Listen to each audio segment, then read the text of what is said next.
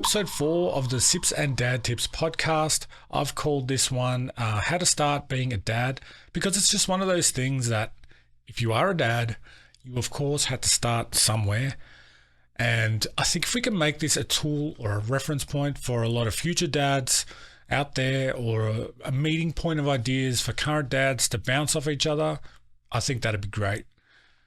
My goal here is to get you guys, the listeners, involved. So if you agree or even disagree with what I've got to say, if you have some topics you'd like to see talked about or some nuggets of wisdom that you'd like to share, please comment on the episode, or you can fill out the Google form. You can DM me on any socials, or you can send an email to the show. Everything can be found in the episode description. So in the way that we have started our journey as dads, I'd like to have a drink with my first real drink that I enjoyed from a long time ago, and that is vodka and lemonade. And so since we are not sponsored, we will not be showing off any labels, but back in the day, this was the drink of choice. It's something I did enjoy sipping on.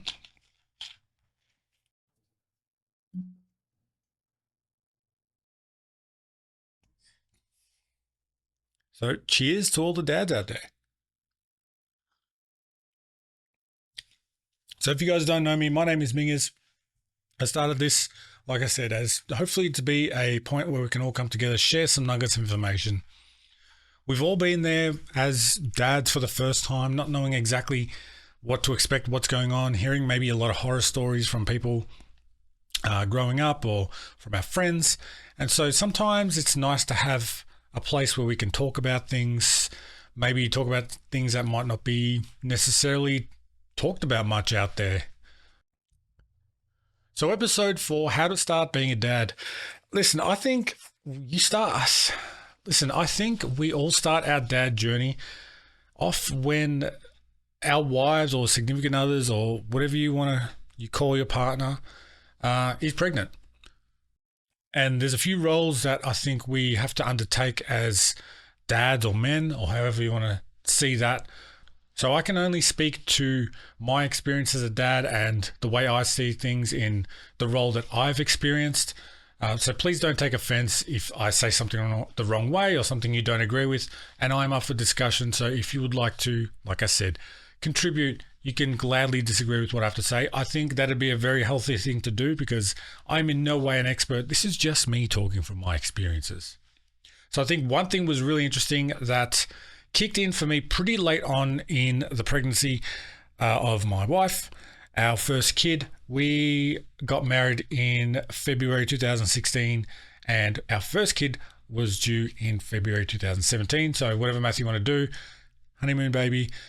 We didn't have a lot of time as a married couple one-on-one before wifey got pregnant.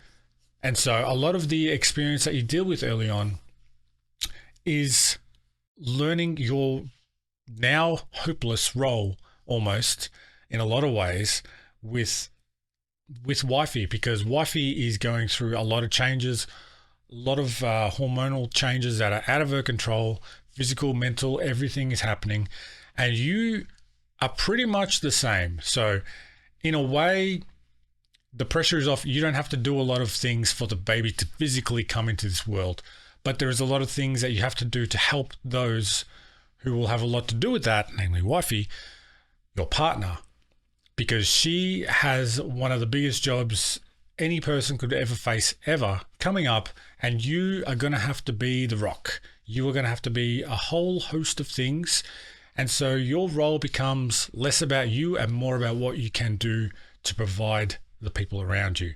One of the things that happened late on for me was nesting, and I know a lot of the time my partner is very much will plan ahead. She will love to see what's happening and plan and think about things that are happening, and I tend to think of things outside the box, or maybe things that are not quite likely to happen but could happen. You never know. But one of the things that happened with nesting was wifey was saying, this is the type of cot we should get, and these are the prams and the car seats, and like she was doing research, and I would of course try to help it, obviously being a little bit helpless in my knowledge and ability to decipher good information from bad information in that world, my nesting came very late on, and I don't know what happened. It's a very real thing.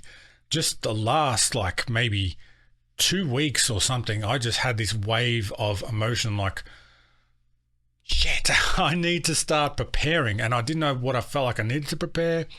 Let's make sure, the bassinet, the cots, everything's put together, which should have been done already, but I kind of like left it in my typical fashion to the last minute. But that nesting phase of making sure that the house is ready, I'm ready, we've got food stocked in the fridge, all the drinks, everything's in the freezer. I don't know, just everything hit very late on. And that's a real thing. Nesting is a real thing where you feel like you need to prepare your nest for, the kids that are coming.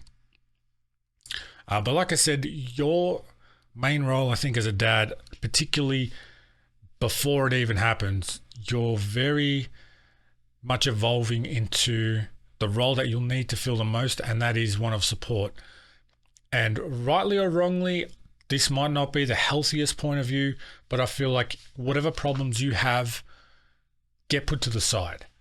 And so there's a whole mental health burden that might come with that, and does come with that, that yes, it is good for you to seek, counsel or be able to talk about it with your support network and try and work through whatever feelings you have about that. Some guys are luckier at being able to talk about it better than others. Maybe some people don't even have the support network that others have.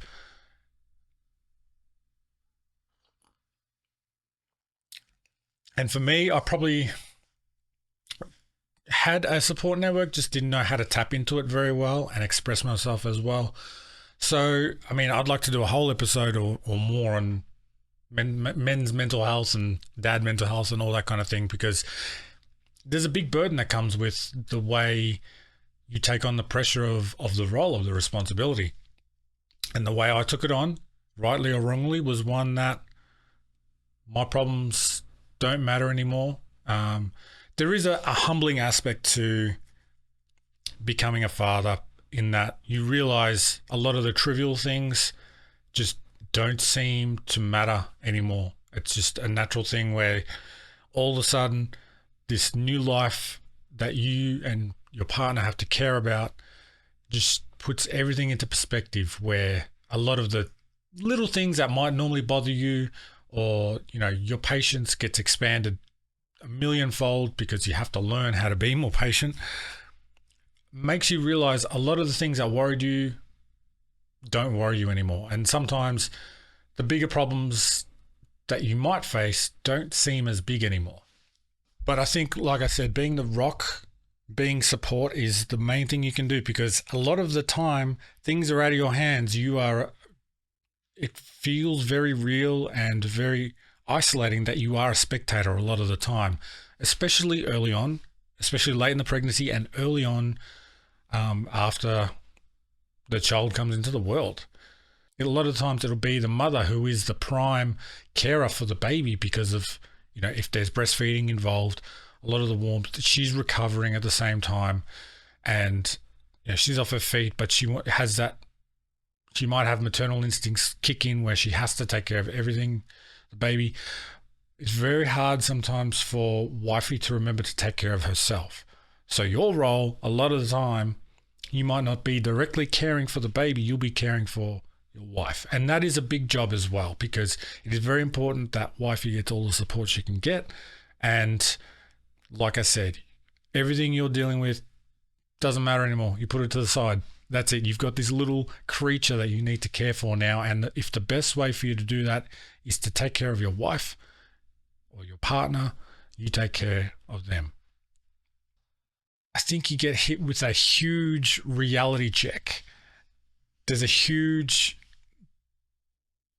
moment during childbirth, if you're there present in that room, where you are just amazed at the capabilities of your partner that she might not have even thought she could be capable of. But things will happen in there, and you will be amazed at the strength and resilience of your partner going through this immense thing that is happening. A new life is coming out of her, and it's incredible. And if you don't find like a newfound respect for what all women go through, and yours in particular, it's amazing. And it puts you to a level where you think there is no way I could do that. And it's just a newfound respect for how tough she is for being able to endure that. So it is very humbling, and it makes you really appreciate all that she goes through, and it makes wanting to take care of her afterwards a hell of a lot easier, because you realize how much she's done to do all this, not only in the process of childbirth, but even the months before that. So what's it like being a dad? The first early days, I think you pretty much, if you can't take care of the kid directly, because a lot of us aren't able to get a lot of time off work, if you can, and that's amazing. You get to spend a lot of time with your family, young family, grow into learning things together. There's so much that you just don't know until you get there. And things like patience, like I mentioned probably a million times already, learning to be patient, not only with a little human that you can't really even control or even know how to control or take care of yet, but it's having patience with yourself to be okay with not knowing. It can be very scary to not know what to do a lot of the time. And so I think the biggest thing as a role for you is to be support, because wifey doesn't always know what to do either. And you're problem solving together, you're figuring things out. There can be a lack of sleep a lot of the time. It's very common. And that lack of sleep can bring out a lot of tension and a lot of stress. Stress runs high. You don't get that normal downtime and release of sleep and hormones. A lack of sleep will drive anyone crazy, but when there's two of you in a stressful situation, lack of sleep, times can get very tough. So don't be afraid to reach out to your support network for some time off, for some help, even just a word or two. But like I said, if you have to go to work and you come home and wifey has been with a screaming, crying child all day, or that could be great, could be natural, but there is a lot of mental health things that will come up around this time, either with wifey or yourself, and it can hit very surprisingly and out of nowhere, and that's a whole nother thing to deal with. But a lot of the time, just in general anyway, I think the day for me, if I would go to work and come home, that's it. It becomes like another job in a way, because you don't get to rest. When you come home, wifey's been, toiling away all day. That's the time where maybe you can give her a bit of a time to go nap on her own, that she doesn't have to worry about the baby or anything else for the next however many hours. It could be an hour or two of a nap, a rest, but that time where you come home, you have to take over the burden of responsibility for everything. That could be little things like making sure the washing is done, the kitchen is clean. There's going to be a lot of mess around because you guys are all over the place. There's no organization. Everything's upside down, which is normal. But it's up to you to endure the responsibility of taking care of little things around the house that might go unnoticed, but it doesn't matter because it needs to get done.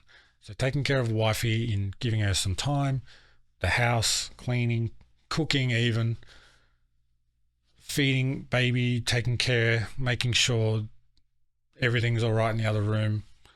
That's your job. And it is tough, but in comparison to what wifey has gone through before you, it's really not.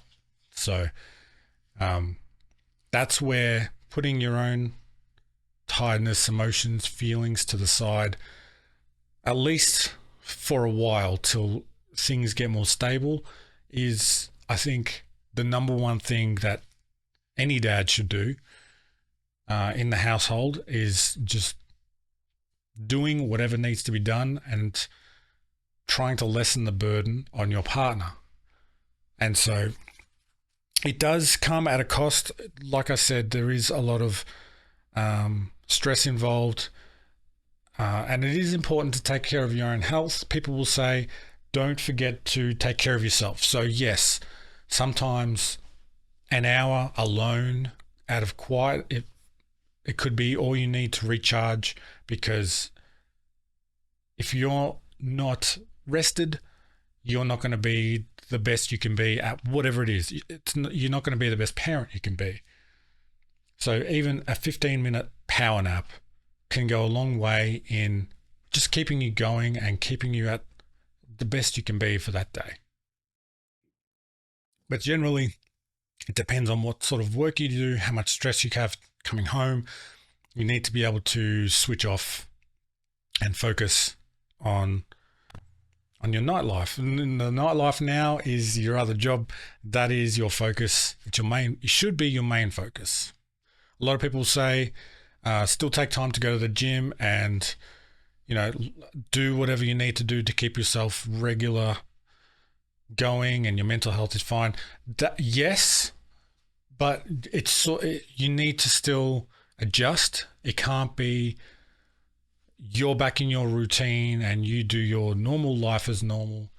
You can go party, drinking, go to the gym, go play your sports, go out with the boys. I think if you go straight back into your life of taking no responsibility for the people around you, I think you're doing not only yourself a disservice, but you're really not giving the best of yourself to your family. And once you have a family, that is number one. That's all that matters. That should get the best of you.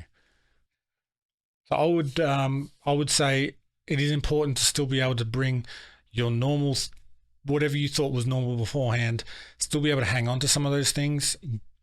It's great after you start to find your feet as parents and getting a bit of a routine. Maybe you start to learn a pattern for when the baby feeds, when the baby sleeps. Everything revolves around the time schedule of the baby.